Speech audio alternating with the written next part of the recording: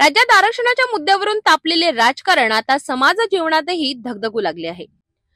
लातूर जिल्ह्यातील रेणापूर तालुक्यातील वांगदरी गावातील भरत महादेव कराड या तरुणाने ओबीसी आरक्षण संपुष्टात येत असल्याच्या निषेधार्थ मांजरा नदी पात्रात उडी घेऊन आत्महत्या केली। वयाच्या 35व्या वर्षी घडलेल्या या घटनेमुळे परिसरात हळहळ पसरली असून ओबीसी समाजात तीव्र संताप निर्माण झालाय।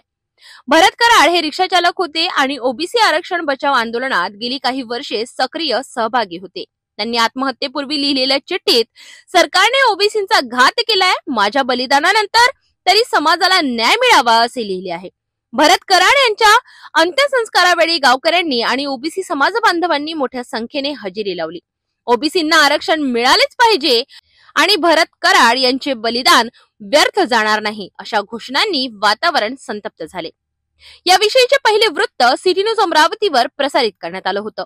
या वृत्ताची दखल घेत ओबीसी नेते व राज्याचे अन्न, नागरी पुरवठा व ग्राहक संरक्षण मंत्री छगन भुजबळ यांनी या घटनेबाबत दुःख व्यक्त केले।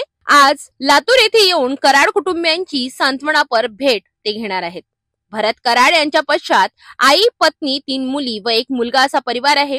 कुटुंबाकडे फक्त 10 ते 12 गुंठे जमीन असल्याने या घटनेनंतर त्यांच्यावर मोठे संकट कोसळले आहे। या आत्महत्येनंतर ओबीसी आरक्षण बचाव आंदोलन अधिक पेट घेण्याची चिन्हे दिसत आहेत।